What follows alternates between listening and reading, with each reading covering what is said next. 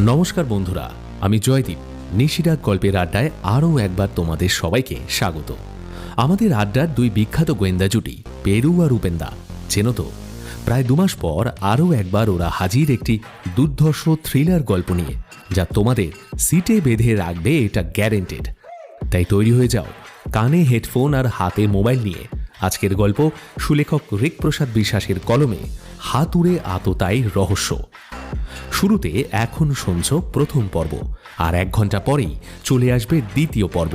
Link পেয়ে যাবে description বক্সে আর পিন কমেন্টে। আজকে থেকে আবার শুরু হচ্ছে আমাদের বিশেষ কুইজ প্রতিযোগিতা। প্রথম 3 জন সঠিক উত্তরদাতার জন্য বেছে নেওয়া হবে বিশেষ পুরস্কার। আজকের প্রশ্ন ভালো করে শুনবে। দারোয়ান দিবাকর চক্রবর্তী কোন হোটেলে ডিউটি করতে করতে মারা যান? কমেন্ট করে জানাবে সঠিক উত্তর। আর তো চলো দেরি কিসের, শুরু করা যাক আজকের আড্ডা।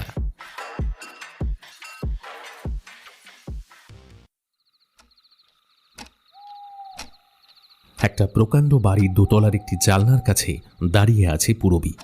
ঘরের ভেতরটা নিস্তব্ধ, বাইরে রাতের আকাশে ঘন মেঘ জমে আছে। কান বিদীর্ণ করা বজ্রপাতের আওয়াজটা হলো তখনই। বাড়িটা যেন কেঁপে উঠল। তারপরে নিস্তব্ধতা, দেওয়ালে ঘড়ির ক্রমাগত টিকটিক শব্দ। নিজের হৃৎপিণ্ডের আওয়াজ সে যেন শুনতে পাচ্ছে, কারণ লোকটাকে সে দেখেছে দেওয়াল টপকে গার্ড রুমের দিকে যেতে, হাতে একটা হাতুড়ি। ঝমঝম করে বৃষ্টি পড়া শুরু হলো। পুরবীকে চমকে দিয়ে ঘরের দরজাটায় ক্যাচ করে একটা শব্দ। একটা লোক ঢুকলো ঝড়ের মতো, মাথায় একটা ওভারকোট। হাতের পিস্তলটা উদ্যত করতে করতে জানলার দিকে এগিয়ে এলো সে। বলল, কোন দিকে গেল বলো তো? ওই গার্ড রুমের দিকে। রাজিম, শোনো না, তুমি প্লিজ একা যেও না ওদিকে, প্লিজ। একবার পুলিশে খবর দাও না। না না না না, আর একদম সময় নেই, অনেক দেরি হয়ে যাবে।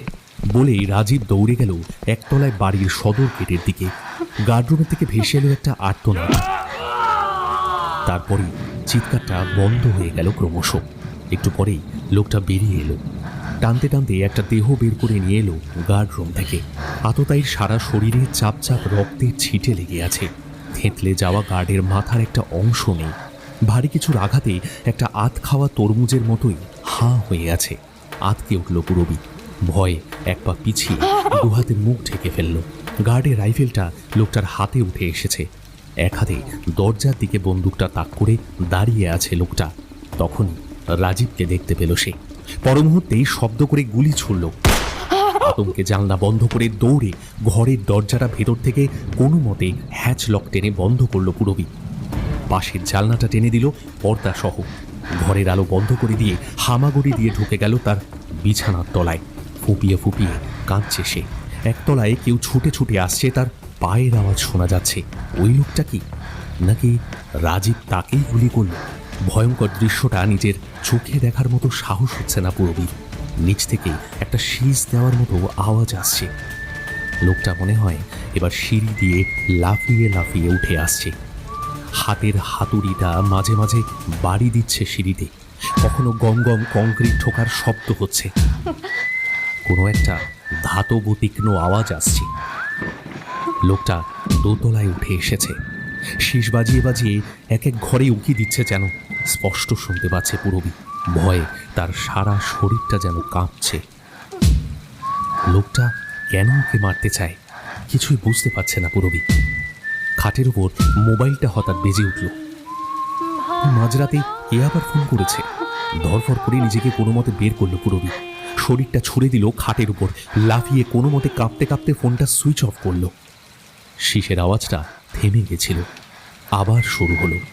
এইবার তীব্র হয়ে চলে এসেছে খুব কাছে, ঠিক দরজার উপাসে। লাফিয়ে পড়ে খাটের তলায় ফের ঢুকে নিচে কুঁজো হয়ে বসে কাঁপতে লাগলো পুরবী। প্রবলভাবে কাঁপতে লাগলো। দরজায় ধাক্কা পড়ছে। প্রথমে 1 বার, তারপর 2 বার, তারপর প্রচণ্ড ভারী কিছু একটার আঘাতে দরজা একটা ফাঁক হয়ে গেল। আলো এসে পড়ল ঘরে। একটা হাত সেই গর্তের মধ্যে দিয়ে গলে ভেতরের হ্যাচকলটা খুলে দিল। লোকটা হেঁটে হেঁটে এসে পড়ছে খাটের ঠিক পাশেই। শীষ দেওয়া শুরু করলো সে। মাথাটা ঝুঁকে নিয়ে এসে এলো খাটের তলায় পুরবীর দিকে। পুরবী একটা ঠান্ডা শীতল স্পর্শ মাথার উপর পেতেই বুঝল সেটা একটা হাতুড়ির ধাতব স্পর্শ। চোখ খুলতেই বুকটা ছ্যাদ করে উঠল ওর। একটা শেয়াল মুখের মাস্ক পরে আছে লোকটা। আরো বিকট, আরো ভয়ঙ্কর লাগছে তাকে। লোকটা পুরবীর মাথাটা লক্ষ্য করে হাতুড়িটা তুলেছে। পুরবী মাথার কাছে তুলেছে দুটো হাত, চোখ বন্ধ করে ফেলেছে, মাথা নিচু। আর ঠিক তখনই আত্মচিৎকার করে ধরফর করে বিছানায় উঠে বসল পুরবী। পুরোদস্তুর পুরবী? ঘেমে এই পুরবী? হয়ে গেছে সে। চিৎকারে ঘুম ভেঙে গেছে পাশে ঘুমন্ত রাজীবের। পুরবী, এই পুরবী, আরে কি হলোটা কি পুরবী? জিজ্ঞেস করলো রাজীব। রাজীব, রাজীব আবার আবার সেই স্বপ্নটা রাজীব। ওই ওই লোকটাকে, ওই আরে লোকটাকে আরে আমি আরে দেখলাম। না না না, একটা তুমি আমার কথা শিয়ালের শোনো, মুখোশ এসব পরা। কিচ্ছু হবে না, এসব রাজীব, এসব কিচ্ছু রাজীব, নয়। শোনো শোনো, ও এসেছে লক্ষ্মীটি রাজীব, ও আমার, এসেছে, শোনো, ও এসেছে, শান্ত ও আমায় খুন শান্ত করতে হও এসেছে। একটু। ও সবাইকে মেরে ফেলবে রাজীব, শান্ত হও। সবাইকে মারবে, ও সবাইকে মারবে, তোমাকে আমাকে সবাইকে মেরে ফেলবে। ও সবাইকে মেরে ফেলবে এসব রাজীব। কিচ্ছু নয়। শোনো শোনো, সবাইকে মেরে লক্ষ্মীটি ফেলবে। আমার, শোনো, রাজীব পাশে রাখা জলের বোতলটা বাড়িয়ে শান্ত দিয়ে বলল, হও একটু। উফ, আরে তুমি শোনো, তুমি জলটা নাও, জলটা নাও, এত বেশি চিন্তা করো না। দুশ্চিন্তা করে করে না পাগল হয়ে যাবে তুমি। আরে এইসব কিছুই নয়, এইসব সবই তোমার মনের ভুল। বলেই পুরবীর মাথায় হাত বুলিয়ে দিতে লাগলো। আচ্ছা এবার ঘুমিয়ে পড়ো, কেমন? এটা এটা ভুল নয় রাজীব, ভুল নয়। না না, লোকটা আসবে, লোকটা আসবে, ও আসবে। তুমি দেখে নিও রাজীব, ও আসবে, ও আসবে রাজীব। আরে আরে আরে রাজীব, না না না, আমার খুব ভয় করছে। তুমি আমার কথাটা শোনো, এসব কিচ্ছু হবে না, এসব খুব ভয় এসব করছে। কিচ্ছু নয়। শোনো শোনো, লক্ষ্মীটি আমার, ও আসবে শোনো, রাজীব, শান্ত ও আসবে। শান্ত হও একটু, একটু শান্ত হও।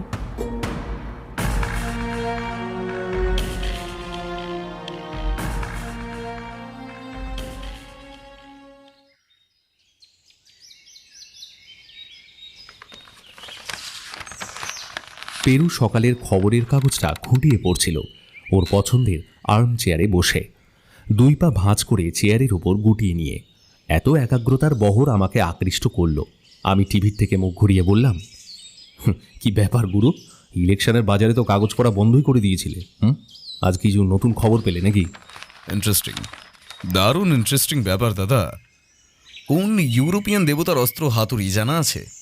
গ্রিক দেবতা? অ্যাপোলো নাকি হারকিউলিস? না না, আরে কাল অ্যাপোলো হসপিটালে গেলে বলে ওই নামটাই মনে পড়লো। গ্রিক ছাড়া আরও ঢের ইউরোপের দেবতা আছে, যেমন ধরো থর। জার্মান ও পরবর্তীকালে জার্মান রোমান দেবতাদের মধ্যে কিন্তু উনি বিদ্যমান। যে ভাইকিং জলদস্যুদের গল্প আমরা শুনে বড় হয়েছি, তাদের দেবতা ছিল এই থর। ওনারই অস্ত্র এই হাতুড়ি। ভাইকিংদের মাথায় শিরস্ত্রাণ, পোশাকে এই দেবতাকে জড়িত রূপকথার গল্পের ছাপও পাওয়া যায়। আজ হঠাৎ তোমার মাথার উপরে থর ভর করবার হেতু? এতু এই ছোট্ট কাগজের বিজ্ঞাপন।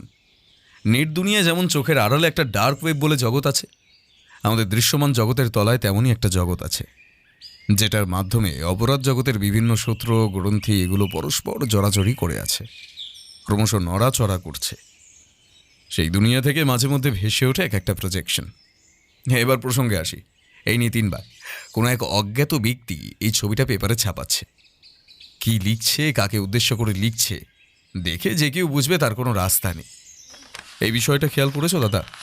আমি পেরুর দিকে এগিয়ে গিয়ে পেপারের মাঝে একটা ছোট বিজ্ঞাপন দেখলাম। দেখে মনে হলো ছোটবেলার পেপারে দেখা ওই টারজান কমিক্সের টারজান বেশ গোঁফ দাড়ি বৃদ্ধি করেছে, বৃদ্ধ হয়েছে, শুধু তার হাতে ছোড়ার বদলে একটা প্রকাণ্ড হাতুড়ি। ছবিটার নিচে একটা লেখা নজরে এলো, পেব্যাক টাইম। পেরুর দিকে তাকিয়ে বললাম, এটা কি তোমার আগেও চোখে পড়েছে? মানে আমি তো রোজই পেপার উল্টাই, আমার তো চোখে পড়েনি গো। একবার নয়, দুইবার ডিয়ার দাদা। কি মনে হচ্ছে দেখে? এটা কি তোমার সেই অপরাধ জগৎ থেকে দৃশ্যমান জগতে উঁকি মারা নিমজ্জিত পেরিস্কোপ? হলে আশ্চর্য হব না। এভাবে কাউকে হাতুড়ি হাতে থরের ছবি দেখানোর মানে কি, তাও 3 বার? যে এটা পোস্ট করছে সে নিজের পরিচয় গোপন রাখতে চাইছে, সন্দেহ নেই, কিন্তু কাকে পাঠাচ্ছে সেটাও তো বোঝার উপায় নেই। সে কি তাকে স্রেফ ভয় দেখাতে চাইছে, নাকি এর উদ্দেশ্য আরও সাংঘাতিক কিছু? এই 2-1 দিনের মধ্যে কোথাও একটা লাশ পড়লে আমি আশ্চর্য হব না। পেপারটা ভাঁজ করতে করতে কথাটা বলল পেরু। আচ্ছা, তুমি বলছো দেবতা থরের হাতে একখানা পেল্লায় হাতুড়ি বাগিয়ে কারো মুন্ডু চূর্ণ করার জন্য কেউ হুমকি দিচ্ছে। আচ্ছা, স্টোনম্যানের কেসটা তুমি জানো তো পেরু? সেখানেও তো ভিকটিমদের মাথা পুরো নারকোলের মতো। স্টোনম্যান ভিকটিমরা সব ফুটপাতবাসী ছিল দাদা, তারা কেউই আবার পেপার পড়ে না, সুতরাং এই পসিবিলিটি প্রথমেই বাতিল। যাকে বা যাদের টার্গেট করে ছাপা হচ্ছে তারা বাঙালি, কারণ একটি নির্দিষ্ট বাংলা দৈনিকেই বিজ্ঞাপনটা আসছে। দৈনিকের অফিসে ফোন করলেই তো জানতে পারবে কে বিজ্ঞাপনটা দিল। যেমন তোমার ধারণা হচ্ছে এটার সাথে ক্রাইমের যদি কোনো সম্পর্ক থাকে আর কি। নিজের কৌতূহলের জন্য যে খোঁজ করিনি সেটা নয়, তারা যে নাম দিয়েছে বিজ্ঞাপনদাতার সেটা থেকে ফোন তুলছে না। ওদের দপ্তরে কেউ কন্টেন্টটা মেইল করেছিল। শহরের ছবিটা ইন্টারনেট থেকে ডাউনলোড করা, লেখার ফন্ট দেখে মনে হচ্ছে তার উপর সম্ভবত স্মার্টফোনে ফটো এডিটারে নোটটা লিখে অন্য একটা মেইল আইডি থেকে কাগজের দপ্তরে পাঠানো হয়েছে। ভিপিএন ব্যবহার করার জন্য কম্পিউটার বা ফোনের লোকেশন ট্র্যাক করা যাচ্ছে না। বাবা, এ তো রীতিমতো আটঘাট বেঁধে নেমেছে মনে হচ্ছে। ঘোষালবাবুকে জানাও, বা তোমার পরিচিত ওই ডিএসপি সাহেবকে। কারো প্র্যাকটিক্যাল জোকও হতে পারে দাদা। লোকটা হয় ভালো নেটওয়ার্কিং জানে বা এক্সপার্ট কাউকে দিয়ে কাজটা করাচ্ছে।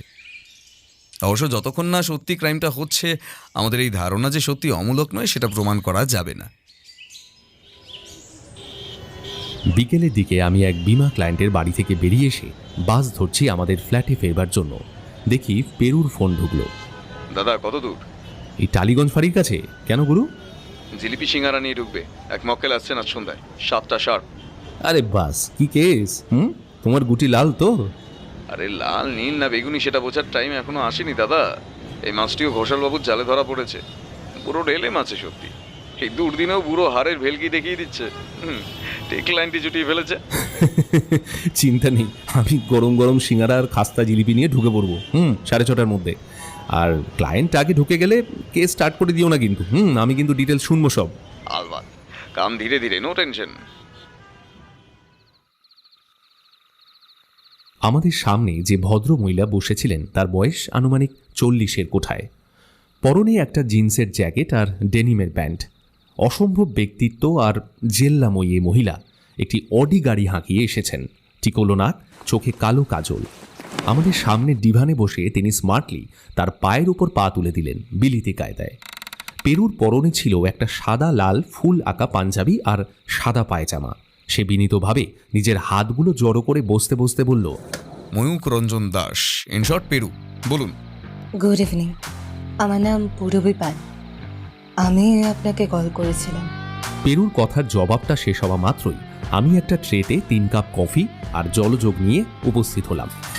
আমাদের মক্কেল লেডির পারফিউমের গন্ধে বৈঠকখানার ঘরটা সুরভিত হয়ে উঠেছে টের পেলাম। আরে এসব আবার কেন? এসবের তো কোনো দরকার ছিল না। চোখগুলো কুঁচকে কথাটা বললেন পূরবী।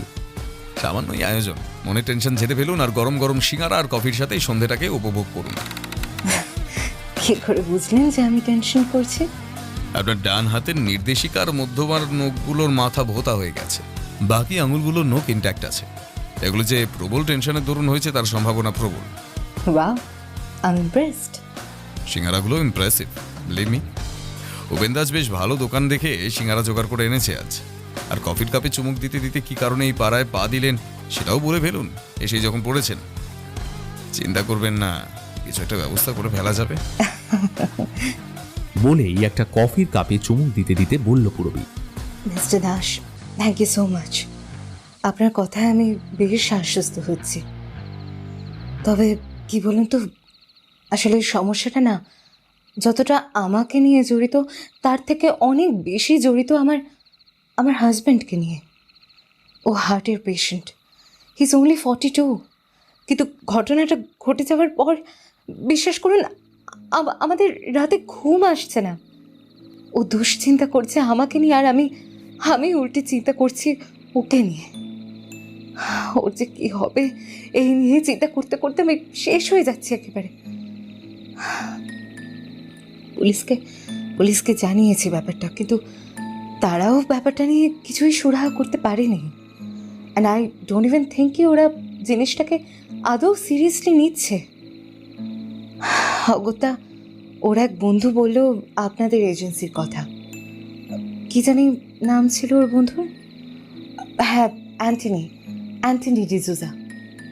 বুঝে গেছি, বাবু প্রফেসর। কিন্তু সমস্যাটা কি?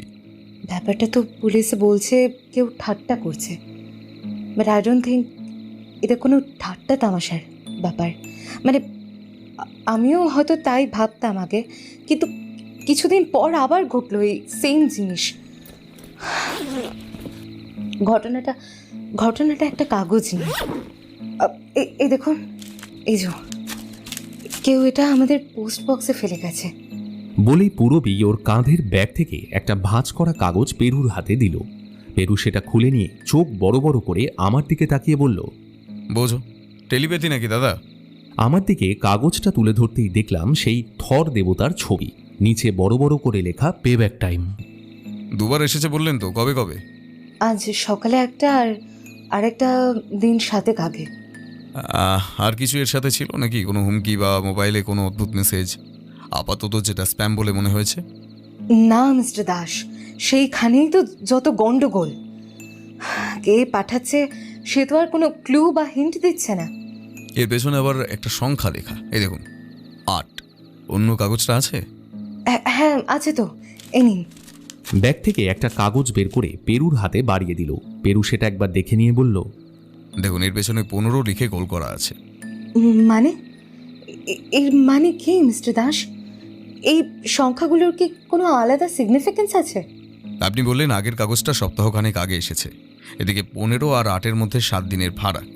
হয়তো সেই 7 দিন পরে আরও একটি কাগজ দিতে আসবে, আর তার পরের দিনই। পরের দিন কি মিস্টার দাস? তার কথায় পেব্যাক টাইম। আচ্ছা, আপনি কি কাউকে মনে করতে পারছেন যে কোনো কালে হাতুড়ি দিয়ে কোনো ক্রাইম করেছে, হয়তো আপনাদের পরিবারের ওপরে, বা আপনাদের পরিবারের কেউ জড়িত ছিল তাতে তারই প্রতিশোধ তুলতে চাইছে এমন কেউ? হাতুড়ি দিয়ে? কই, এইরকম অদ্ভুত কাউকে তো মনে করতে পারছি না। আপনার স্বামীর নাম কি? কি করেন? ওর নাম রাজীব পাল, পেপার মার্চেন্ট। ও কোম্পানির একজন ডিরেক্টর।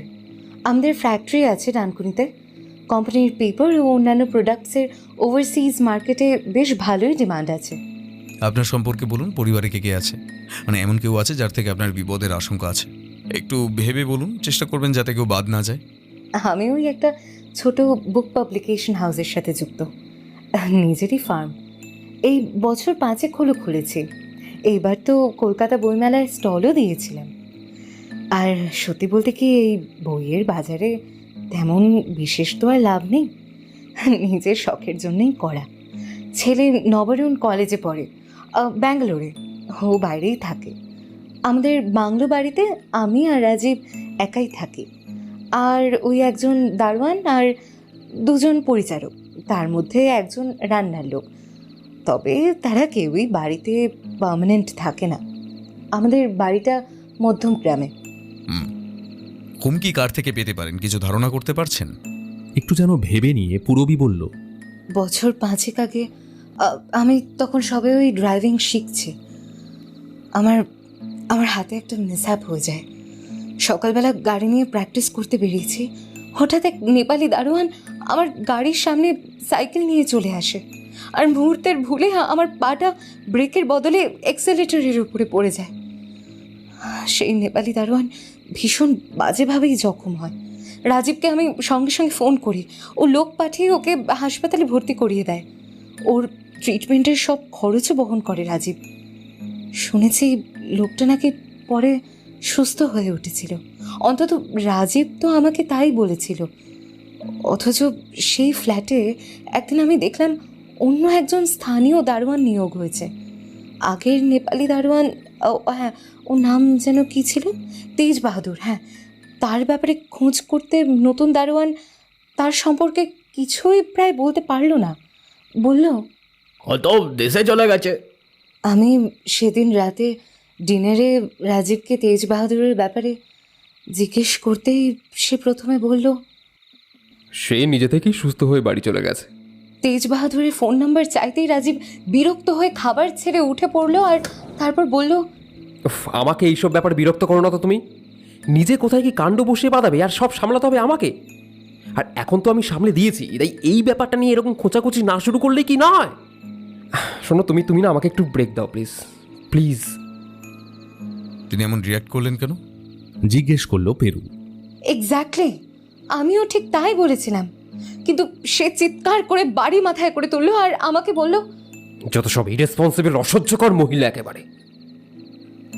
যেন যেন সমস্ত দোষে আমার। ব্যাপারটা নিয়ে নিজেদের মধ্যে অযথা তিক্ততা বাড়ছে এই দেখে সেদিনের মতো আর আমি বিষয়টা নিয়ে ইন্টারেস্ট দেখাইনি, চুপ করে গেছিলাম। বুঝেছি, আর কিছু? ছেলেকে ব্যাঙ্গালোরে ডাক্তারি পড়াতে পাঠানোর আগে কলকাতায় একটা নামি কোচিং সেন্টারে ভর্তি করিয়েছিলাম ডাক্তারি পরীক্ষার প্রস্তুতির জন্যই। সে সময় ও কুসঙ্গে পড়ে যায়।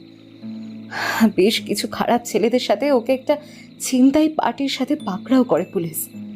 তারা নাকি সব ওইসব কি জানি ড্রাগ অ্যাডিক্ট,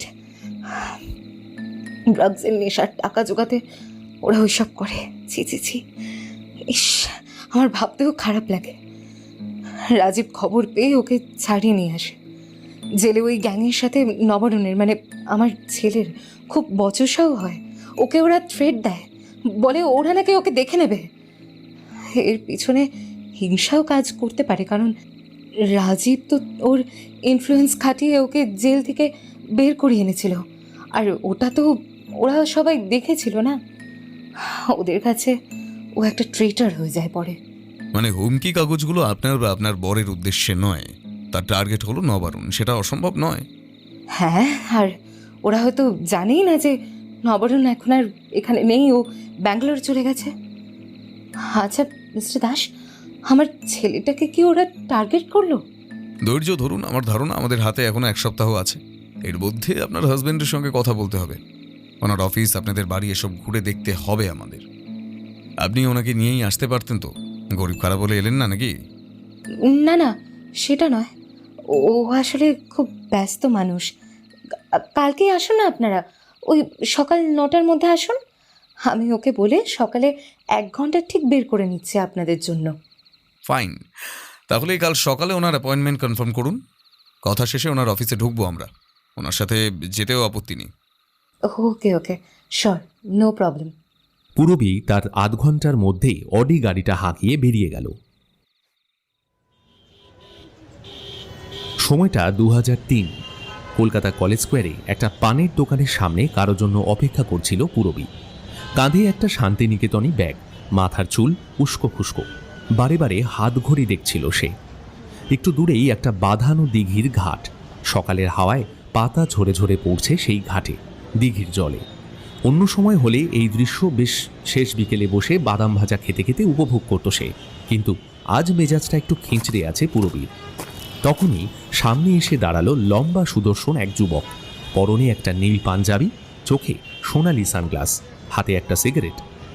তার দিকে চোখটা যেতেই রাগে চোখ দিয়ে যেন আগুন ঠিকরে বেরিয়ে আসতে লাগলো পূরবীর। বলল, হ্যাঁ রে, এতক্ষণে তোর আসার সময় হলো? কবে বলতো তুই একটু পাঞ্চুয়াল হবে পুনর? ছেলেটি একটুও দমে না গিয়ে স্মিত হেসে বলল, এটা আমি খুব ভালো করে জানি যে তুই আমার জন্য সারা জীবন অপেক্ষা করতে পারিস, তাই জন্যই তো হেলতে দুলতে এলাম। তোর জন্য নাকি আমি সারা জীবন ওয়েট করব? ওই সব সাদা কালো বাংলা সিনেমা মার্কার ডায়লগ না আমার সামনে মারবি না প্লিজ। এইসবে না আমার অ্যালার্জি আছে, জানিস তো। ওয়েল, কাল সন্ধ্যার প্ল্যানটা কী হচ্ছে বলতো? এই শর্মা কি করতে আছে, আমি সব দেখে নেব। এই কাকে কাকে ডেকেছিস তোরা? হ্যাঁ দেখ, এটা কিন্তু ডিঙ্গোর বার্থডে পার্টি, অ্যারেঞ্জমেন্ট খালি আমি দেখছি, সুতরাং ফ্রেন্ডলি স্টোর আমি সাথে পাশে একদমই নেই। পরে কিন্তু নাম ধাম শুনে চেঁচামেচি জুড়ে দিলে হবে না ডার্লিং, হ্যাঁ মনে রেখো। মারবো সালা মুখে এক জুতো। ফাজলামো বন্ধ করে বলতো কাকে কাকে ডেকেছিস।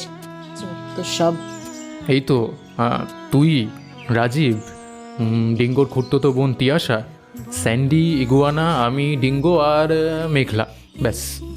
ঠিক, আমি জানতাম আমি ঠিক এটাই সন্দেহ করেছিলাম। ওই ডাইনিটাকেও তোকে ডাকতে হলো না? Wow, very good. এই দেখ, তোরা না আগে থেকে ডিসাইড কর, হয় ও যাচ্ছে নয়তো আমি। হ্যাঁ আরে বাবা পূরবী শোন, এটা করিস না প্লিজ, শোন আমার কথাটা, আমি হাত জোর করে বলছি, রিকোয়েস্ট করছি তোর কাছে, আমি অলরেডি ওকে বলে ফেলেছি। রাগ করিস না শোনা, শোন আমার কথা, কালকে দুপুরে বেরিয়ে পড়বো, আমি বাইক নিয়ে নিজে আসবো তোকে তুলতে, তারপর সোজা মন্দারমণি। নীল সমুদ্র, লাল কাঁকড়া, বিস্তীর্ণ বালুচর, সাথে চিল্ড বিয়ার, জাস্ট ভাব একবার। আমি না বলেছি তো না। মুখটা ভার করে দাঁড়িয়ে রইল পূরবী। পুনর ওর কাছে এগিয়ে গেল, সানগ্লাসটা খুলে পূরবীর চোখের দিকে সরাসরি তাকালো সে। এই চোখের দিকে তাকালেই পুরবী যেন কোথায় হারিয়ে যায়, যেন মনে হয় বিরাট ব্যাপ্ত একটা নদী যার দুই পার দেখা যায় না। তাতেই সে আর পুনর ভেসে ভেসে যাচ্ছে। লাল রঙের সূর্যের বল অস্ত যাচ্ছে নদী তীরের হেতাল বনের অন্তরালে। অসম্ভব রোমাঞ্চ জাগে মনে। ওর সামনে এগিয়ে আসে পুনর। ওর ঘাম আর ডিও মিশ্রিত একটা গন্ধ নাকে লাগে, কেমন করে দেয় যেন পুরবীকে। অদ্ভুত সুন্দর লাগে চারিদিক। পুনর বলল, কিরে, যাবি তো নাকি? সম্বিত ফিরল পুরবী। চোখটা ওর চোখের থেকে সরিয়ে নিয়ে বলল, এই শোন, তুই কিন্তু বেশি খাবি না, হ্যাঁ? আর আমার কাছে কাছে থাকবি। আর ওই ডাইনিটার কাছে একদম ঘেসবি না, শুনে নিলি? ঠিক আছে, চ একটা ঠান্ডা খাই আগে। দুজন একটু এগিয়ে গিয়ে পানের দোকানের থেকে দুটো স্প্রাইট কিনে নিয়ে খেতে শুরু করলো। তখনই সেখানে পৌঁছলো ডিঙ্গো, এক জর্দা পান চিবোতে চিবোতে। ওদের দিকে এগিয়ে এসে বলল, আরে লাভবার যে, হ্যাঁ পুরবি, বেশি দেরি করবি না, কাল দুপুর দুপুর বেরিয়ে পড়বি। আমাদের এবার স্পেশাল আইটেম সামুদ্রিক চিংড়ি ফ্রাই।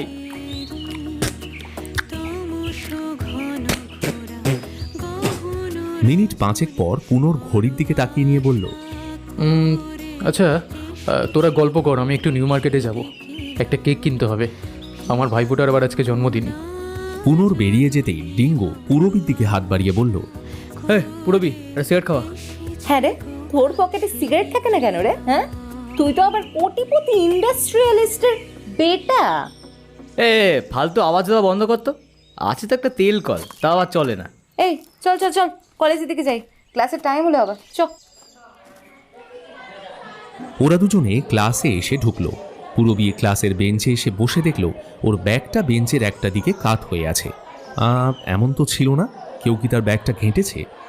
আগের দিনের ঘটনাটা মনে পড়তেই ঘাড় ঘুরিয়ে ক্লাসের এক প্রান্তের দিকে বসা রাজীবের দিকে তাকালো সে থতমত খেয়ে মুখটা ঘুরিয়ে নিল। কাল সে একটা প্রেমপত্র পেয়েছে, কেউ তার ব্যাগে চিঠিটা রেখে দিয়েছিল। পুরবী, তুমি ভোরের মতোই পবিত্র ও সুন্দর, নতুন ফোটা গোলাপের মতো স্নিগ্ধ তুমি। আমি তোমার কথা খুব ভাবি পুরবী, কিন্তু আমার মনের কথা তোমার সামনে যে বলবো তার সাহসটা আমার নেই। তবে আমি বিশ্বাস করি যে মনের ভাষা কখনোই চাপা থাকে না। তুমি ঠিক আমাকে একদিন খুঁজে বার করবে। তুমি যে আমার উপাস্য দেবী, এটিই তোমার অনুরাগী প্রিয় ভক্ত। কাগজটা হাতে পেয়ে দোতলার ক্লাসরুম থেকে খোলা জালনা দিয়ে বাইরে ফেলতে লেগেছিল মোটে 10 সেকেন্ড, এবং ক্লাস ভর্তি ছেলের সামনেই সে এটা করেছে। ডিঙ্গো ওর পেছনের বেঞ্চেই বসে। ব্যাপারটা সে অনুমান করে কাল পুরবীকে জিজ্ঞেস করলো, এই কি ছুঁড়ে ফেললি রে? কিডন্যাপিং থ্রেট নাকি?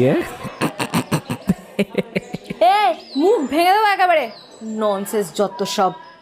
ওর পাশে বসা শ্যামলী হেসে ওকে বলল, ক্লাসের সবাই জানে তুই তো ছোটবেলার প্রেমকে ছাড়বি না, তবুও এইরকম ফাজলামির কোনো মানে হয়? আরে আর কিছু ওই হাফসল মাল আছে না, সব পুকুরে ছিপ ফেলে বেড়ায় যেগুলো, এছাড়া আবার মির্জা গলিবের টোলের স্টুডেন্ট মনে হচ্ছে। ক্লাসের শেষে শ্যামলী পুরবীকে বলল, এটা মনে হচ্ছে রাজীবের কাজ, তোর ব্যাগের কাছে ঘুরঘুর করছিল, তন্ডা দেখেছে। আমি তো তাই আন্দাজ করছিলাম। ওর থেকে একটু সাবধানে থাকিস, তোকে একলা পেয়ে হাতে একটা গোলাপ নিয়ে সামনে ঝাঁপিয়ে না পড়ে আবার জাপটে ধরে। শালা এমন না রদ্দা ঝাড়ো না গাড়ে, পুরো আজীবন ওই ডিফেক্টিভ বেঁকে যাওয়া ঘাড় নিয়ে ঘুরে বেড়াতে হবে, বুঝলি? পুরবি, তোদের বাড়িতে কথা হলো? বলছিলি ওদের বাড়ি থেকে কথা বলতে আসার কথা। জিজ্ঞেস করলো তন্দ্রা। এ ভাই শোন, ভাবনা রাজি হচ্ছে না বাড়িতে। মা তো বলেছিল ওরা কথা বলতে আসতে চায়। পুনরের মা তো ফোনও করেছিল আমার মাকে। ইভেন জানিস, আমরা না ছোটোবেলায় একই হাউজিংয়ে থাকতাম, আমাদের তো খুব আলাপ ছিল রে আমাদের দুই পরিবারের মধ্যে। তবে আমাদের পরিবার জানিস তো ওই একটু মোড়া প্রকৃতির। পুনরের ঠাকুরদা ফুটপাতে সবজি বিক্রি করতো ভাই। ওর বাবা অনেক কষ্ট করে পড়াশুনো করে চাকরি পেয়েছিল, কিন্তু দেখ পুনর কিন্তু কোনো অংশে কম নয়, এত ব্রিলিয়েন্ট স্টুডেন্টও। আর ও তো প্রথম চান্সেই জিআরআই ক্লিয়ার করে ফেলবে, তুই দেখে নিস। আর ভাই কি আর বলি, ও এত ভালো গিটার বাজিয়ে গান করে না, ও তো ওদের কলেজের GS. He is a real gem ইয়ার। কখনো কখনো তো আমার নিজেকেই ওর সামনে খুব ছোট মনে হয়। তবে একটা কথা ঠিক ভাই, দেখ আমি কিন্তু আমার বাবাকে অনেক তেল মেরেছি, আর আমার বাবা আগের থেকে অনেকটা লিবারেল হয়েছে। আর একটু সময় দে, ঠিক পড়িয়ে দেবো। কিন্তু আমাদের আর্টস গ্রুপে একটা মেয়ে আছে না, ওই মেঘলা নাম, যার সাথে ডিঙ্গোর মাঝে একটু ইন্টু পিন্টু চলছিল, ও কিন্তু তার পুনর পেছনে পড়ে আছে, বলে রাখলাম। কিন্তু তার সাথে অনেক ফোনে গল্প হয়, মেসেজ চালাচালি হয়। ওরা হাঁটতে হাঁটতে নেমে আসছিল ইউনিভার্সিটির সিঁড়ি দিয়ে। সামনের একটা ফুচকার স্টলের দিকে তাকিয়ে তন্দ্রা শ্যামলীকে বলল, চল ফুচকা খাই। ওরা 4 জন বান্ধবী ফুচকা খাচ্ছিল। পূরবী তন্দ্রাকে বলল, তুই কি করে জানলি? আমি ডিঙ্গোকে বলতে শুনেছি, ওর এক বন্ধুর কাছে বলছিল। খুব রেগে আছে মেঘলার উপর। একে মেঘলা ওকে ডাম করেছে, তারপর পুনোর সাথে মেঘলার পরিচয় করিয়ে দিয়েছিল ডিঙ্গো। সে যে ওকে পেছনে লাথি মেরে এখন একজন ব্রিলিয়ান্ট ছেলে পেয়ে ওর পেছনে জোকের মতো লেগে পড়বে, তাতে আর আশ্চর্য কি। এদিকে ডিঙ্গো বলছে ও মেঘলাকে একা সামনে পেলে হিসেব বুঝে নেবে। এই, তুই নিজের কানে এসব শুনেছিস? আরে হ্যাঁ ভাই, আমার জান শাহরুখ খানের দিব্যি। জানিস তো আমি বসের নাম নিয়ে কোনোদিন মিথ্যে কথা বলি না, কিন্তু তুই এত ওয়ারিড হচ্ছিস কেন? পূরবী একটু ভেবে নিয়ে বলল, কাল ডিঙ্গো একটা পার্টি দিয়েছে মন্দারমণিতে। আমি শুনেছিলাম এই মেঘলা মেয়েটা ভালো না, 4-5টা কেস আছে ভাই ওর, সব আবার একসাথেই চলে। মাঝখানে যে পুনর ঢুকে যাবে এটা ভাবিনি। যে এবার মুশকিল হচ্ছে, মেঘলাকে নাকি ওখানে ডেকেছে। তাহলে তাহলে তো দেখছি আমাকেও যেতে হবে, তাই না? সর্বনাশ, এ তো ঝামেলা হবে মনে হচ্ছে রে। তবে তুই যে এত কিছু জানিস, এটা পুনরকে বুঝতে দিস না, কিন্তু কেসটা নিচে যাবে। তুই এমন ভান করবি যেন কিছুই জানিস না। এ ভাই বলতো, আমার যাওয়াটা কি ঠিক হবে? হ্যাঁ, যদি আবার ঝামেলা হয়? আরে অবশ্যই যাবি। ধর যদি ডিঙ্গো আর মেঘলার মধ্যে ঝামেলা হয় আর পুনর তাতে ঢুকে গেল, তাহলে তাকেও তো কন্ট্রোল করার জন্য একটা লোক দরকার নাকি? সেই জন্যই তোর যাওয়া আরও বেশি এসেনশিয়াল হয়ে যাচ্ছে। কি হচ্ছে জানাস কিন্তু। তন্দ্রা ফুচকাওয়ালার দিকে তাকিয়ে বলল, যা, শেষের একটা শুকনো ফ্রি দাও। হাঁ করে তাকিয়ে আছো কি কাকু? মন্দারমণির সমুদ্র সৈকতের কাছে একটা হোটেল ভাড়া নিয়েছে ওরা। সন্ধ্যার একটু আগেই পুনরের বাইকে চেপে এসেছে পূরবী। হোটেলে বাইক রেখে রুমে মালপত্র ঢুকিয়ে হোটেল থেকে সমুদ্রে হেঁটে পৌঁছে গেল 10 মিনিট। ডিঙ্গোরা একটু আগিয়ে এসে পৌঁছেছে। বিচে আজ ভালোই ভিড়। একটু এগিয়ে যেতেই ওদের গ্রুপটা দেখতে পেল পুনর। ডিঙ্গো! বলেই হাত নেড়ে ছুটে এগিয়ে গেল পুনর। মেঘলাকে দেখতে পেল তখনই পূরবী। একটা ছোট্ট টপ আর মিনি স্কার্ট পরে ইতিমধ্যে বিচের লোকেদের দৃষ্টি আকর্ষণ করতে শুরু করেছিল সে ঝুঁকে বসেছিল একটা জায়গায়। তার সেই ঢেউ খেলানো চুলে চিকচিক করছিল বালি। বলছি, কি দেখছো এত মন দিয়ে? ওর দিকে এগিয়ে গিয়ে ঝুঁকে কথাটা বলল পুনর। একটা বড় স্টারফিশ আটকে আছে দেখো সমুদ্রের বালিতে, কি দারুণ না? দেখো দেখো। আরে কি নিয়ে যাবে নাকি ওটাকে? এই পুনর, একটু তুলে দাও না আমার হাতে, প্লিজ প্লিজ প্লিজ, একটু দাও না গো। সত্যি পাগল কত রকমের হতে পারে। আচ্ছা দাঁড়াও। হেসে কথাটা বলল পুনর। তারপর হাঁটু গেড়ে বসে মাটি খোঁড়া শুরু করলো। পেয়ে গেছি, যেটা কথা দিয়েছিলাম রেডি হচ্ছে। কথাটা বলল ডিঙ্গো পূরবীর দিকে তাকিয়ে। তার মুখটা গম্ভীর থেকে গম্ভীরতর হচ্ছিল মেঘলা আর পুনরের দিকে তাকিয়ে। কি হ্যাংলা ছেলে! একটা স্বল্প বসনে মেয়ে দেখেই ঝাঁপিয়ে বালি খুঁড়তে শুরু করতে হবে। তার আগের প্রেমিকগুলো কোথায় আছে? মেঘলা তাদেরকে ডাকুক, নিজে যদি বালি থেকে একটা স্টারফিশ না তুলতে পারে। আর হতভাগা পুনরের কপালে আজ দুঃখ আছে, শুধু তার হোটেলে ফেরবার অপেক্ষা। এই ক্রোধ যেন আর চেপে রাখা যাচ্ছে না। ডিঙ্গো বলল, ও ম্যাডাম, ম্যাডাম কি ভাবছেন? পূরবীর সম্বিত ফিরল। ডিঙ্গো ওকে উদ্দেশ্য করে কথাটা বলেছে। তার কপালে ফেটটি, চোখে সানগ্লাস, পরনে ভেজা বারমুডা, প্রকাণ্ড মোষের মতো দেহ নিয়ে খালি গায়ে দাঁড়িয়ে আছে। কি রেডি হচ্ছে ভাই? মুখে একটা কৃত্রিম হাসি টেনে জিজ্ঞেস করল পূরবী। ডিপ ফ্রাই লবস্টার জোগাড় করে ফেলেছি। এক পাটি চকচকে দাঁত বের করে বলল সে কথাটা।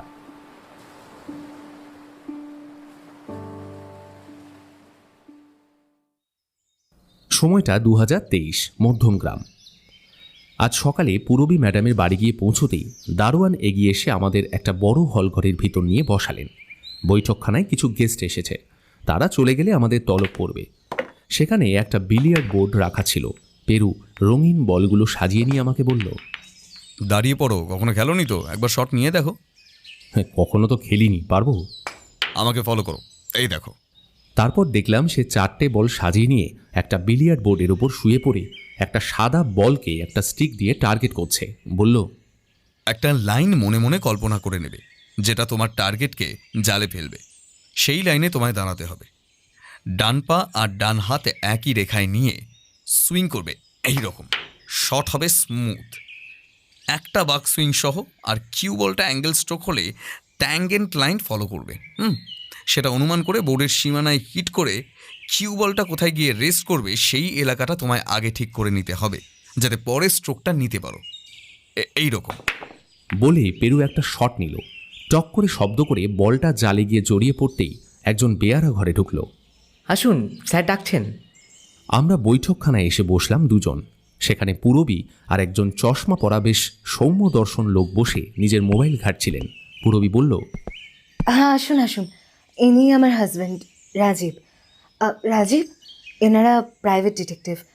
এনাদের কথাই তোমায় আমি বলেছিলাম।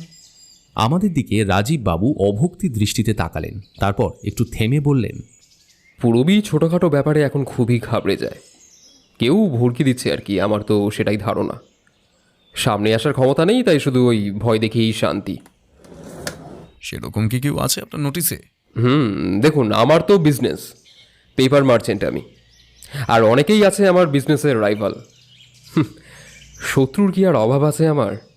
মানে আপনার ধারণা এই হুমকির সোর্স আপনাদের দিক থেকে, ম্যাডামের দিকে কেউ দায়ী নয় বলছেন? পেরু ফের জিজ্ঞেস করলো। তখনই বেয়ারা 2 কাপ গরম কফি নিয়ে ঘরে ঢুকলো। নিন, কফিটা খান। কথাটা বলল রাজীব, তারপর একটু থেমে বলল, ম্যাডামের দিক থেকে বলতে আপনি ঠিক কাকে মিন করছেন? তেজ বাহাদুরের ফোন নাম্বারটা ম্যাডামকে দেননি কেন? সে এখন এক্স্যাক্টলি কোথায়? কফির কাপটা তুলতে তুলতে জিজ্ঞেস করলো পেরু। ও, তেজ বাহাদুর। আচ্ছা পূরবী, তুমি তো আমাকে কোনোদিনও বলোনি যে তুমি এই ঘটনাটা মনে রেখেছো। আর আমি খুব টায়ার্ড ছিলাম সেদিন। তাছাড়া তুমি টেনশন করবে বলে আমি আর হ্যাঁ, আমার কাছে নাম্বার আছে। শুনেছি সে সিকিমে চলে গেছে। এখন দেখুন ওই নাম্বারে ওকে পাবেন কি না। আচ্ছা, ওই তেজ বাহাদুর হুমকি দিচ্ছে এমন নয় তো? কথাটা রাজীবের দিকে তাকিয়ে বলল পূরবী। রাজীববাবু মাথা নাড়লেন হাসতে হাসতে। তখনই পেরু বলল, যে কাগজটা পাঠাচ্ছে সে স্মার্টফোন ব্যবহার করতে জানে। এই সিকিমের দারোয়ানের কি সেই ক্ষমতা আছে? অবশ্য সে যদি এই কাজটা অন্য কাউকে দিয়ে করায় তাহলে অন্য কথা। আচ্ছা, আপনার ছেলে নবারুণ, তার একটা ফ্রেন্ড গ্রুপ ছিল কলকাতার, যারা কিছুদিন আগে একটা ছিনতাই কেসে ধরা পড়ে। তাদের কারো নাম্বার আপনাদের কাছে আছে? পূরবী আর রাজীব দুজনেই মাথা নেড়ে না বোঝালো। পেরু বলল, নবারুণের নাম্বার দিন, ওর কাছে তো বন্ধুদের নাম্বার থাকবে নিশ্চয়ই। হ্যাঁ, আপনাকে আমি হোয়াটসঅ্যাপে পাঠিয়ে দিচ্ছি। আমার থেকে কি আর কিছু হেল্প লাগবে আপনাদের? দেখুন, আপনারা যখন এই কাজে নেমেই পড়েছেন তখন ভালো করে এই কাজটা করুন। এই তো আপনিও ইন্টারেস্ট নেওয়া শুরু করেছেন।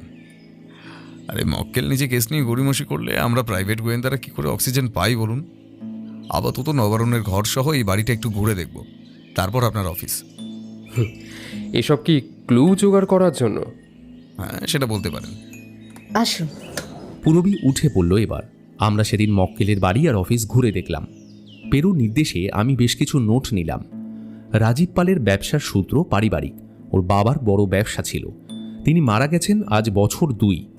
আরও জানা গেল রাজীব আর পূরবী একই কলেজ থেকে পাশ করেছে, মানে সহপাঠী ছিল। ডানকুনিতে দিল্লি রোডের ধারে তাদের ফ্যাক্টরি। হেড অফিস আছে কলকাতায়, শেক্সপিয়ার সরণিতে। কোম্পানির একটা শাখা আছে কর্ণাটকে। রাজীববাবুর হার্টের সমস্যা শুরু হয়েছে বছরখানেক আগে। ইসিজি করতে গিয়ে ধরা পড়েছে, বুকে বিরাট ব্লক রয়েছে। ডাক্তার বলেছে কোনো রকম স্ট্রেস এড়িয়ে চলতে, নইলে হার্ট অ্যাটাকের সম্ভাবনা। পেরু সেদিন সন্ধেবেলা ফোন করে পূরবী ম্যাডামকে বলল, আপাতত হাতে যা কিছু এসেছে তাতে যে কেউ চিঠিটা পাঠাতে পারে, তবে স্টুডেন্ট হয়ে খবরের কাগজে বিজ্ঞাপন দেওয়ার খরচ জোগাড় করাটা চাপের। বিশেষ করে তাদের নিজেদের মাদকের খরচ জোগাড় করতেই যদি ছিনতাইয়ের পথে নামতে হয়, একজন সামান্য আয়ের দারোয়ানের পক্ষেও কঠিন। কিন্তু পড়ে রইল রাজীব বাবুর বিজনেস রাইভাল। তবে এই ব্যাপারটা অনুমান করেছি মাত্র। কেউ স্রেফ রসিকতাও করতে পারে। দুনিয়ার স্যাডিস্ট লোকের অভাব নেই, তাই কিছুদিন অপেক্ষা করা ছাড়া গতি নেই। সপ্তাহখানেক নিরুত্তাপই কাটল। তারপর একদিন ভোর 5:30টায়, ভোরের আলো ফোটার আগেই পূরবীর ফোন এলো। পেরু ফোনটা রেখেই বলল, কুইক, ক্লায়েন্টের বাড়ি ছুটতে হবে, রেডি হয়ে নাও। সামথিং গন্ডগোল, পুরোটা বললো না, শুধু কাঁপা কাঁপা গলায় বললো এক্ষুনি চলে আসুন। ভোরের আলো নেমে গেছে। আমাদের বাইক ছুটছিল কাক ভরে মহানগরের ফাঁকা রাস্তার মধ্যে দিয়ে বুলেটের গতিতে। মক্কেলের বাড়ির দিকে এগোতেই বিটি রোডে উঠতেই প্রবল ঝড় বৃষ্টি শুরু হলো, সেই সাথে কান ফাটানো বজ্রপাত। পেরুর বাইকটা রাস্তার ধারে দাঁড় করিয়ে আমরা ছুটে গিয়ে দাঁড়ালাম একটা বন্ধ দোকানের শেডের তলায়। বৃষ্টি থামলে অবশেষে মক্কেলের বাড়ি গিয়ে পৌঁছলাম। দেখি বাইরে দুটো নতুন গাড়ি। কেউ একজন গেস্ট এসেছে এই বাড়িতে। ঢুকতে ঢুকতে বলল পেরু। রাজীববাবু বাগানে জল দিচ্ছিলেন পাইপ দিয়ে। আমাদের দেখে বললেন, ভেতরে চলে যান, ও খুব শখে আছে, আমি আসছি। পূরবী ম্যাডাম দেখলাম ক্লান্তভাবে ওনার বেডরুমে বসেছিলেন। ওনার পাশে একজন অপরিচিত ভদ্রমহিলা। ব্যাপার কি? হঠাৎ জরুরি তলব? পেরুবাবু, ব্যাপারটা আর ফেলে দেওয়ার মতো রইল না, কিন্তু রীতিমতো অস্থির লাগছে এখন। ও এসেছিল অ্যাটাক করতে। বড়ার জোরে মনে হচ্ছে রক্ষা পেয়ে গেছে এবার। মুখটা অসহায়ভাবে উপরের দিকে তুলে কথাটা বলল পূরবী। কি ঘটেছে একদম শুরু থেকে বলুন। কাল রাত্রে রাজীব খেয়ে দিয়ে শুয়ে পড়েছিল ওই 11:30টার মধ্যে। আমি জেগেছিলাম। রাত জেগে বিদেশি থ্রিলার পড়া অভ্যেস আমার, অনেক পুরনো দিনের অভ্যেস। তখনই দেখি ওই কীরকম একটা ওয়েদারটা যেন খারাপ করতে শুরু করেছে। আমি জানলা থেকে চেঁচিয়ে দারোয়ানকে বললাম একতলার দরজা আর জানলাগুলো ভালো করে এঁটে দিতে। আর আমি তো ওই টাইমটা নাইট গাউনে ছিলাম। এই অবস্থায় দারোয়ান দোতলায় আসে না, ওকে বলা থাকে অলরেডি।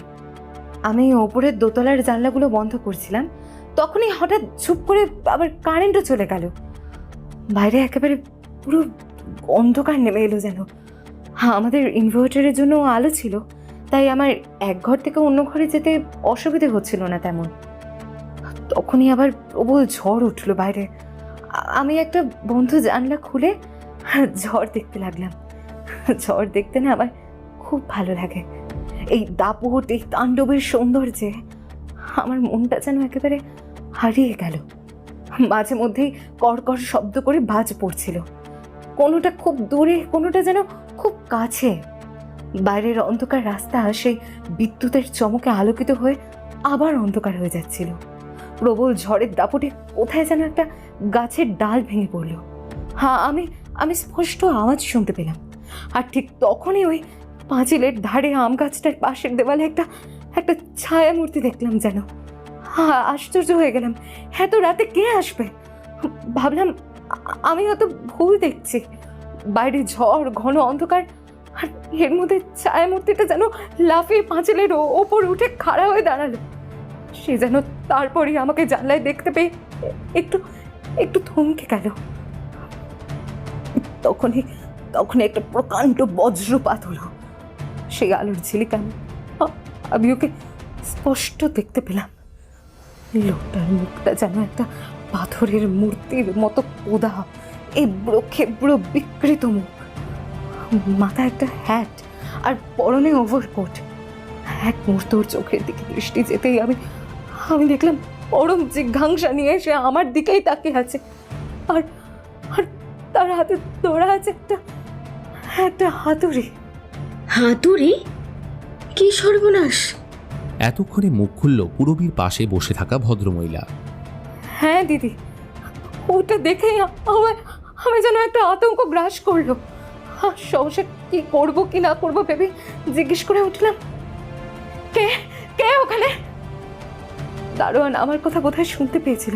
সে নিজে দৌড়ে এসে বলল, কিছু হয়েছে ম্যাডাম? পাঁচিলের দিকে আমার দৃষ্টিটা যেতেই আমি দেখলাম ছায়া মূর্তিটার ওখানে নেই। সে ভিতরে ঢুকে পড়েনি তো?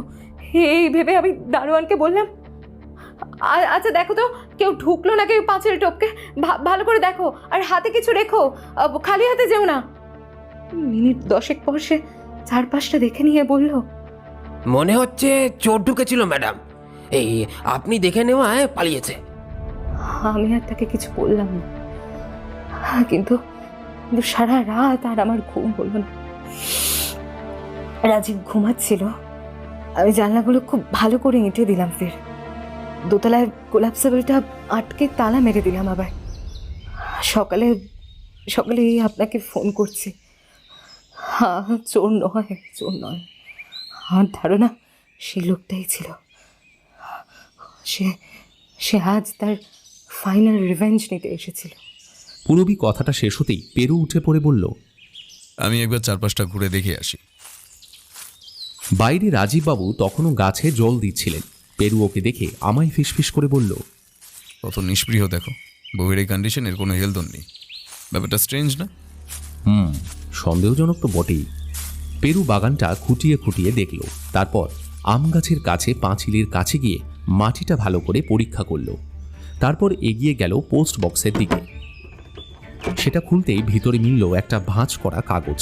তখনই রাজীববাবু আমাদের পাশে এসে দাঁড়ালেন, বললেন, ফুটপ্রিন্টস পেলেন? আপনি আমায় ফলো করছিলেন দূর থেকে? বাবা, এত কমন সেন্স। আচ্ছা, পেলেন কিছু? না, লোকটাকে একমাত্র পূরবী দেবী দেখেছেন, দারোয়ান বা আপনি দেখেননি। এক জায়গায় একটা খটকা লাগছিল, তবে প্রমাণ পেয়ে গেছি। এই যে। পেরু নিজের হাতের কাগজের টুকরোটা তুলে ধরে কথাটা বলল, জীবনের সব হিসেব যদি জলের মতোই হতো, তাহলে কি রহস্য কথাটার কোনো অস্তিত্ব থাকতো অভিধানে, পেরুবাবু? এ কথা কেন বলছেন জানতে পারি? আপনি তো ডিটেকটিভ, এর উত্তর আপনাকেই যে খুঁজে বের করতে হবে। আর আমি কেন পূরবীর সাথে আপনার কাছে প্রথম দিন যাইনি, এর উত্তরটা আপনি ঠিকই পেয়ে যাবেন। বলেই ভদ্রলোক এগিয়ে গেলেন বাগানের দিকে। এই লোকটা বেশ ইন্টারেস্টিং মানতেই হচ্ছে দাদা, আমার ভালো লেগেছে। একটা সিগারেট ঠুকতে ঠুকতে পেরু বলল, পেরুকে চ্যালেঞ্জ করে গেল। কি বলতে চাইছে বলো তো? এসো দাদা, খুঁজে বের করে নেবো, মরুকে যাক, চাপ নিও না। আমরা ফের একবার পূরবীর কাছে গিয়ে দাঁড়ালাম। পাশের মহিলা তখন বেরিয়ে যাওয়ার প্রস্তুতি নিচ্ছিলেন। পেরুর দিকে তাকিয়ে হেসে বললেন, আমি মেহুল, আমার হাজব্যান্ড বিক্রম দেশাই রাজীববাবুর বিজনেস পার্টনার। খবরটা শুনেই চলে এলাম। আমরা একটু দূরেই থাকি। বাইরে আরও একটা গাড়ি দেখলাম, ওটা কার? টুয়া আর তিয়া, আমার 2 মেয়ে। ওরা হল ঘরে বিলিয়ার্ড খেলছিল। 2 বোন একই সাথে এসেছে, মায়ের গাড়িতে আসবে না সেই জন্যে। ও পূরবী দেবী, আপনার বন্দুকের আসার কারণটা মনে হয় জানতে পেরেছি। এই দেখুন। বলেই পেরু নিজের হাতের কাগজটা পূরবীর দিকে এগিয়ে দিল। সেটা খুলে দেখে সে বলল, আরে এই তো সেই ছবিটা, হাতুড়ি হাতে একটা লোক। এবার পেছন দিকটা ঘুরিয়ে দেখুন। কাগজের পেছন দিকটা ঘুরিয়ে দেখে পূরবী বলল, 2। আগন্তুক জানে এবার একদিন আগে এলে ধরা পড়ার সম্ভাবনা, তাই একদিন আগেই সে এলো। এর আগের চিঠিটা আপনি পেয়েছেন ঠিক 6 দিন আগে। 2 দিন পর কি হবে? কিচ্ছু হবে না, নিশ্চিন্তে থাকুন। আমি এই চিরকুটটা নিয়ে যেতে পারি? হ্যাঁ, কিন্তু আমার যে রীতিমতো টেনশন শুরু হয়ে গেল আবার, পেরুবাবু কি হবে এবার? লোকটার সম্পর্কে যা বলছেন আর কিছু বলার আছে মনে করতে পারছেন? মুখ দেখে তো ঠিক চেনা মনে হলো না, তবে হ্যাঁ, ওর দাঁড়ানোর ভঙ্গিটা যেন খুব চেনা চেনা লাগছিল। ঠিক মনে করতে পারছি না, কিন্তু কোথাও যেন আমি দেখেছি এর আগে। ঠিক আছে, আমরা আজ উঠি, আরও কিছু মনে পড়লে জানাবেন। কথাটা বলল পেরু। তারপর বেরোনোর সময় দৃষ্টি গেল একটা কাপার্টের উপর। সে একটু থমকে পড়ে বলল, এত ওষুধ কিসের? ওগুলো আমার স্ট্রেস, আর আমার আবার একটু ইনসমনিয়াও আছে, তো ঘুমের জন্য। কোন doctor? Doctor PK Ghosh, Mudiali. ডাক্তারের নাম্বারটা আমায় একটু দেবেন প্লিজ। ও হঠাৎ? এমনি কৌতূহল, চলি, চিন্তা করবেন না। 2 দিনের আগেও কিচ্ছু করবে না, সেই দিনের জন্য কিছু একটা ছক করতে হবে, বলে দেবো, চাপ নেবেন না। পেরু এরপর তার সোনালি সানগ্লাস চাপিয়ে হাঁটা দিল গেটের দিকে।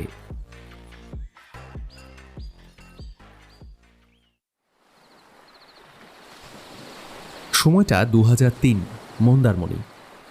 হোটেলে ফিরে এসেই পুনর খেয়াল করল পুরবীর চোখ মুখ অস্বাভাবিক রকমের কঠিন আর থমথমে লাগছে। রুমের দরজায় দরাম করে একটা লাথি মেরে ঢুকল। তারপর বারান্দায় গিয়ে রেলিংয়ে ভর করে উদাস দৃষ্টিতে বাইরের সমুদ্রের দিকে তাকিয়ে রইল। কিরে পুরবী, তোর আবার কি হলো? জিজ্ঞেস করতেই একটা হিংস্র দৃষ্টি হানল সে। বলল, হ্যাঁ রে, তোর লজ্জা করে না? না, তোকে আমি একটু আলাদা ভাবতাম, সবার থেকে তোকে আলাদা করে দেখতাম। এখন তো দেখছি তুই বাকি ছেলেদের মতোই। ডিসকাস্টিং। সব ছেলে সমান, আর তুইও ওই একই, সেম। সেম, সত্যি সেম। চুপ কর, নির্লজ্জ কোথাকার। তুই কি আজকে জানলি? কিন্তু কেসটা কি বলতো, শুনি আগে বল। জানোয়ার, চুপ কর একদম। সুরের বাচ্চা কোথাকার। ঘেন্না করি তোকে আমি, ঘেন্না করি। আরে আমি তো একটা স্কন্ধ কাটা হনুমান, তুই আগেও কতবার বলেছিস। কিন্তু ম্যাডাম, আমার অপরাধটা কি একটু বলুন তো। অপরাধ করিসনি তুই, কোনো দোষ করিসনি, কোনো অন্যায় করিসনি, তাই তো? হ্যাঁ রে, আমরা কি চোখের মাথা খেয়েছি নাকি? কি ভাবিস তুই আমি কিছু দেখতে পাই না? আমি ঘাসে মুখ দিয়ে চলি? আরে বাবা, কি দেখেছিস তুই সেটাই তো জানতে চাইছি। চুলকানি তো কিছু কম নয় রে তোর, সালা। সবাই ঠিকই বলে, সালা উইমেনাইজার স্কাউন্ডার একটা। উফ, গালি দিয়ে ভূত ভাগিয়ে দিল বাবা। আরে করলামটা কি ভাই? এই শোন পুনর, আমার সাথে না একদম গেম খেলবি না। কি চাস তুই স্পষ্টভাবে বল তো, আমায় ক্লিয়ারলি বল তুই কি চাস। তুই মেঘলার সাথে রিলেশনে আছিস তাই না? বল তুই ওর সাথে রিলেশনে আছিস তাই তো? টোটাল হাতি। মাঝে মধ্যে কমপ্লিকেটেড ব্লোন আউট কথাবার্তা বলিস না তুই পুরবী। তুই কি জানিস না যে আমার কাছে তুই কতটা? তোর আর মেঘলার মধ্যে ফোনে কথাবার্তা চলে। বল বল বল, রাতে মেসেজও তো করিস তাই তো? জবাব দে না, দে দে দে, তোর ফোনটা দে, দেখা ফোনটা দেখা। বলেই পুরবী পুনরের পকেট ঘেটে ফোনটা বের করতে গেল। পুনর তাকে মৃদুভাবে বাধা দিয়ে বলল, শোন, আমাদের সম্পর্ক না বন্ধুত্বের। দয়া করে তুই আমাদের এই সম্পর্কটায় ফাটল ধরানো বন্ধ কর কিন্তু। এই, তুই ফোন দিচ্ছিস না কেন রে? হ্যাঁ, ফোন দে না পুনর। হেজিটেট করছিস কেন তুই? ভয় পাচ্ছিস? ও ভয় পাচ্ছিস? সব ফাঁস হয়ে যাবে ভাবছিস? সব ফাঁস হয়ে যাবে? সব অলরেডি কেঁচিয়ে গেছে রে। তোর খেলা শেষ। The game is over now. আর জানবি, এটা তুই করেছিস, তুই করেছিস। কতদিন ধরে তলে তলে এগুলো করছিস বলতো? কতদিন ধরে চলছে এসব? বল তুই। কি যাতা বলছিস তখন থেকে, থামবি এবার? ওকে বোঝানোর উদ্দেশ্যে দুই বাহু হালকা করে ধরল পুনর। পুরবী এক ঝটকায় ওর হাত ছাড়িয়ে নিল। তখনই রুমের দরজাটা ক্যাঁচ করে শব্দ করে খুলে গেল। ডিঙ্গো মাথা নাড়িয়ে বলল, এক্সকিউজ মি, বলছি পুনর চ ফিশ ফ্রাইগুলো নিয়ে আসি, ছাদে বিয়ার হবে, একদম মজা। পুরবীকে ছেড়ে দিয়ে পুনর বলল, না, এখন যাব না, আমি একটু ঘুরে আসছি, তো পরে কথা হবে। মিনিট 15 পরে রুমে একা একা দমবন্ধ লাগছিল পুরবী। আজকের এই পার্টিতে একদম থাকতে ইচ্ছে করছে না ওর। পারলে নিজে ড্রাইভ করে এখনই মন্দারমণি থেকে কলকাতা চলে যেতে চায় সে, কিন্তু সেই উপায় নেই। একবার বারান্দায় উকি দিয়ে দেখল রাজীব একটা শর্টস পরে একা সিঁড়ি বেয়ে ছাদের দিকে যাচ্ছে। কালকের ঘটনার পর সে পুরবীর থেকে মুখ লুকিয়ে বেড়াচ্ছে যেন। কালোর ব্যাগটা ধরেছিল কেন? আরও একটা চিঠি দেবে বলে কি? সেই ব্যাগটাই তো নিয়ে এসেছে আজ। হঠাৎ খেয়াল করতেই ব্যাগটা ভালো করে ঘেঁটে দেখল। একটা চিঠিও খুঁজে পেল, কিন্তু হাতের লেখা সম্পূর্ণ আলাদা। তোমার সাথে একটু কথা আছে পুনরকে নিয়ে, ওর থেকে একটু সাবধানে থেকো। ছেলেটা কিন্তু একেবারেই ভালো নয়। কাল পার্টিতে গেলে ফাঁকা সময় পেলে তোমাকে আলাদা করে আমি সব বলবো। চিঠির ব্যাপারটা কিন্তু গোপন রেখো। চিঠিটা শেষ। রাজীব এই চিঠিটা লিখেছে কি উদ্দেশ্যে ভাবতে লাগলো পুরবী। কিন্তু হাতের লেখাটা আলাদা কেন?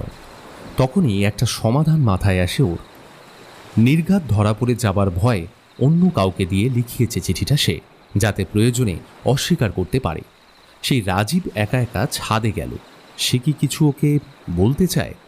নিশ্চয়ই ব্যাপারটা পুনর সংক্রান্ত। চিন্তাটা মাথায় আসতেই পায়ে হাওয়াই চটি গলিয়ে সে ছাদের দিকে হেঁটে রওনা দিল। প্রকাণ্ড বড় ফুটবল মাঠের মতো ছাদে এসে দেখল প্রায় 20 লোক দাঁড়িয়ে দাঁড়িয়ে বীচ দেখছে। ফুরফুরে হাওয়া ছাদে। দূর থেকে রাজীবকে দেখল সে। ওই ডাইনি মেঘলাও আছেই ছাদে, কিন্তু রাজীবের সাথে গিয়ে সরাসরি কথা বলতে একটু অস্বস্তি হচ্ছিল। তাই একটা রেলিংয়ের কাছে এসে দাঁড়িয়ে নিজের মনেই বীজ দেখতে লাগলো। যার কথা বলার ইচ্ছে সে নিজে এসে কথা বলুক। তুমি এর আগে মন্দারমণি এসেছো নাকি? একটা মেয়েলি কণ্ঠ ভেসে আসতেই খেয়াল করল পূরবী। মেঘলা পেছনে এসে দাঁড়িয়েছে। এই আপদটা আবার কি চায় ভাবল সে। নিজেকে সম্পূর্ণ স্বাভাবিক রাখার চেষ্টা করে বলল, না, এই প্রথম। তোমার নিশ্চয়ই নয়, তোমার তো প্রচুর ঘোড়ার বন্ধু আছে শুনেছি। ভালো ঠুকলে তো। না গো, আমিও প্রথম। সে কি, তোমার এত ফ্রেন্ড, তারা কেউ তোমায় এর আগে এখানে নিয়ে আসেনি? Unfortunately no. তবে আসতে চাইলে বা আমার কোম্পানি চাইলে আমি না করতাম না। কথাটা শুনে পূরবীর ইচ্ছে করছিল ঠাটিয়ে একটা চড় মারে মেঘলার গালে। মেজাজটা তিরিক্ষি হয়ে ওঠে এই সব চটুল মেয়েদের দেখলে। মুখে কিছু বলল না, শুধু বলল, আচ্ছা, ডিঙ্গোর সাথে কথা বলেছো? শুনলাম ওনাকে খুব ভেঙে পড়েছে তোমার লাথি খেয়ে। কই, তেমন তো কিছু হয়নি। আমরা গুড ফ্রেন্ডস, আগেও ছিলাম, এখনও আছি। সেই জন্যই তো এক কথায় এই পার্টিতে এলাম। ও আচ্ছা আচ্ছা, তুমি তো শুধু ডিঙ্গোর জন্য এখানে এসেছো, তাই তো? না, শুধু তাই নয়, আরও একজনের সাথে আমার কথা বলতে হতো। তুমি চিঠিটা পড়োনি? মেঘলার শেষ কথাটা শুনে পূরবী বিস্ময় হতবাক হওয়ার জোগাড়। কোনো মতে অস্ফুট গলায় বলল, চিঠিটা? তুমি কি করে চিঠির কথাটা জানলে? আমি তো জানবই, কারণ ওটা তো আমারই লেখা। তোমার লেখা? কেন? চোখ কপালে তুলে বলল পূরবী, আমি ছেলে চিনি, তবে বলতে বাধ্য হচ্ছি, পুনর কিন্তু আমাকেও ঘোল খাইয়ে দিয়েছে। আচ্ছা, একটা প্রশ্নের উত্তর দাও তো, তুমি ওকে কবে থেকে জানো? আমাদের অনেক ছোটবেলার প্রেম। একই হাউজিংয়ে থাকতাম আমরা 3 বছর। তখন থেকেই একে অপরকে ভালো লাগলো। ঠিক করেছিলাম বড় হয়ে আমাদের এই বন্ধুত্বের সম্পর্কটা একটা স্থায়ী রূপ পাবে। তারপর ওর বাবা বদলি হয়ে যায় উত্তরবঙ্গে। আমার সাথে চিঠিতে আলাপ ছিল কিছুদিন, তারপর সেটাও ধীরে ধীরে বন্ধ হয়ে যায়। আবার কলেজে পড়ার সময় ওর সাথে দেখা হলো। যেন আমি না বিশ্বাস করতে পারছিলাম না, ভাগ্য আমাদের এইভাবে ফের মিলিয়ে দেবে। আমরা ফের প্রেমে পড়লাম, একেবারে জব্বর প্রেম যাকে বলে। কিন্তু তুমি ওর সম্পর্কে এইসব ফালতু কথা কেন লিখেছো? ফালতু নয় ভাই, তুমি ওকে এখনো চেনোনি। ওর দেশের বাড়ি কোথায় জানো তুমি? জানি তো, রায়গঞ্জ, উত্তরবঙ্গ। ঠিক, তুমি তো আমার ফেসবুকে নেই, তাই জানো না। আমি ওর সাথে একটা ছবি দিয়েছিলাম ফেসবুকে। তারপরেই আমার এক পিস্তুত দাদা, রায়গঞ্জ কোতোয়ালি থানার এসআই, আমাকে হঠাৎই ফোন করে ধমক দিয়ে বলল, আজকাল কি ক্রিমিনালদের সঙ্গে মেলামেশা করছিস নাকি? মানে? আরে রায়গঞ্জে একটা মেয়ের সাথে ওর অ্যাফেয়ার ছিল। ও তখন ওই ক্লাস 11-এ পড়ে। মেয়েটাকে নিয়ে একদিন ঘুরছিল। একটা দোকানদারের সাথে বোধহয় কিছু নিয়ে ঝামেলা হয়। তারপর ও দলবল নিয়ে এসে দোকানদারের ওপর চড়াও হয়। ওর একটা চড় খেয়ে স্পটে দোকানদার মারা যায় ওখানে। তারপর দোকানদারের পরিবার ওর বিরুদ্ধে কেস করে থানায়। সেই কেসে ও তো ফেসেই যেত, কিন্তু ওর বাবা কিছুটা ম্যানেজ করে টাকা খাইয়ে কেসটা একটু হালকা করে দেয়। আমার দাদা তখন থেকে ব্যাপারটা জানতে পারে, আর এর পরপরই ও কলকাতায় চলে এসে এখানকার একটা কলেজে ভর্তি হয়। তবে ও নাকি মাঝে মাঝে রায়গঞ্জে যায় ওই কেসটার মামলা শোনার জন্য। পূরবীর মাথাটা ভারী হয়ে আসছিল। সে স্বপ্নের মহল যে বানিয়েছিল এতদিন ধরে, সেটা ভেঙে যেন পড়ছিল ধীরে ধীরে, বিরাট একটা শব্দ করে। সে যেন বুঝতে পারছিল, চোখ ভিজে আসছিল ওর। ব্যাপারটা বুঝতে দিল না। তুমি যে এইসব বলছো তার কি কোনো প্রমাণ আছে তোমার কাছে? আমি তো শুনেছি তোমার সাথে এখন ওর দারুণ সম্পর্ক। এইসব কিছু জেনেই তুমি কি এগিয়েছো? তুমি আমাকে এখনো চিনতে পারোনি পূরবী। আমি সাধারণ মেয়েদের মতো নয়। আগুন আমায় জ্বালাতে পারে না, জলও আমায় সিক্ত করতে পারে না। আমি সবার সাথে মিশি ঠিকই, মন আমি কাউকে দিই না। সেটা আমার স্রেফ নিজের জিম্মায় তোলা থাকে। এতে আমার মানুষ পরখ করতে বেশ সুবিধা হয়। সিঁড়ির থেকে তখনই একটা শব্দ আসছিল। 3টে ছেলে উঠে এলো। একজনের হাতে ধরা একটা কার্ডবোর্ডের বাক্স। অন্যজনের হাতে একটা প্রকাণ্ড গামলায় কমলা রঙের ডিপ ফ্রাই করা চিংড়ি মাছ। ওই মাতালগুলো ঢুকলো মনে হয়। এসো পুরবি, দেখি কি রগর করে, পরে আবার কথা হবে। বলেই মেঘলা এগিয়ে গেল ওদের দিকে। বাক্স থেকে একটা বিয়ারের বোতল তুলে নিয়ে হাওয়ায় হাত তুলে দিয়ে ডিঙ্গো ওদের দেখিয়ে চিৎকার করে বলল, চিয়ার্স! সন্ধ্যের একটু পরে পুরবী হোটেলের রিসেপশনে নেমে এসে জিজ্ঞাসা করলো, আমি 3rd ফ্লোরে আছি। ওই ফ্লোরে যদি কোনো সিঙ্গেল রুম থাকে তাহলে একটু দেখুন না প্লিজ। রিসেপশনের ছেলেটা একটা খাতা ডেস্কের উপর তুলে দিয়ে বলল, বলছি রুমে কি কোনো ডিস্টার্ব হচ্ছে ম্যাডাম? না, অ্যাকচুয়ালি আমি জাস্ট একটু আলাদা থাকতে চাই। ওকে ম্যাডাম, ওপরে একটা রুম ফাঁকা আছে, রুম নম্বর 205। কখন শিফট করবেন ম্যাডাম?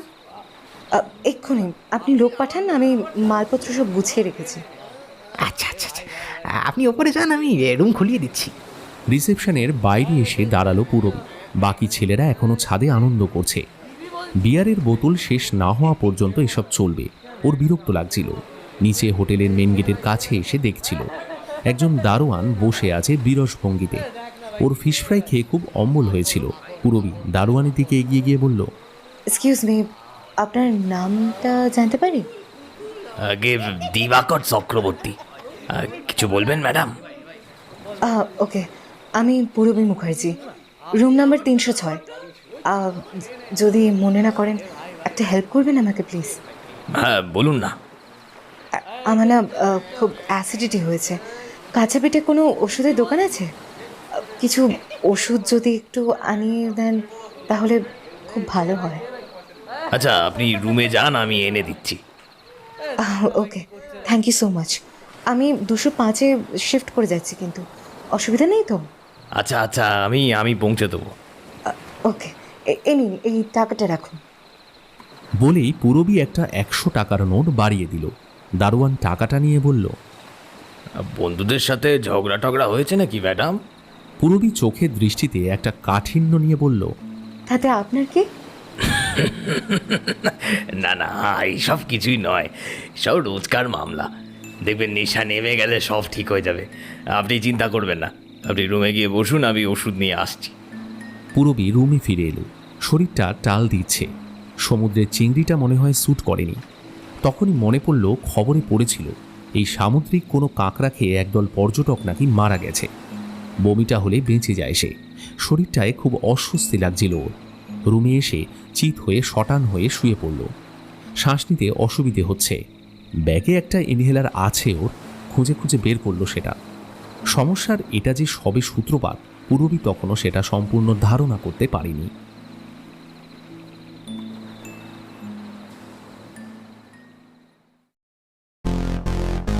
গল্পের প্রথম পর্ব এখানেই শেষ।